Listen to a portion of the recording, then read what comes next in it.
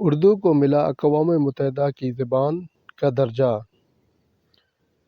Geneva میں اردو اب اقوام متحدہ کی سرکاری زبان بن گئی ہے۔ تاریخ میں پہلی بار اقوام متحدہ کے سیکریٹری جنرل کا اردو زبان میں پیغام جاری کیا گیا ہے۔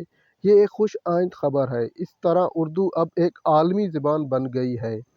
ایک رپورٹ کے مطابق اقوام متحدہ کی جانب سے 6 زبانوں انگریزی، عربی، چینی، فرانسیسی، روسی اور ہسپانوی کو ہی اقوام متحدہ میں سرکاری زبان و انٹرنیشنل زبان کا رتبہ حاصل تھا۔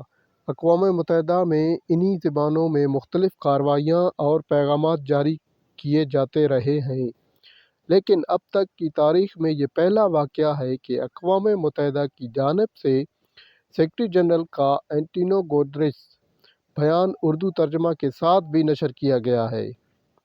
غور طلب ہے کہ اردو دنیا کے تقریباً ہر گوشے میں بولی جانے والی زبان ہے۔ برصغیر کا اردوواں طبقہ بڑی تعداد میں 40 سے زائد ملکوں میں مقیم ہے۔ امریکہ، برطانیہ، فرانس، جرمنی کے کئی اہم شہروں سے لے کر عرب ممالک میں بھی اردو کی پڑھائی ہوتی ہے۔ کینیڈا، نیویارک، لندن، جرمنی سے باضابطہ اردو کے اخبارات اور میگزین بھی نکلتے ہیں۔ اقوام متحدہ کے ذریعے اردو زبان کو سرکاری زبان کے طور پر استعمال کیے جانے کا فیصلہ اس زبان کی مقبولیت اور اہمیت کا نتیجہ ہے۔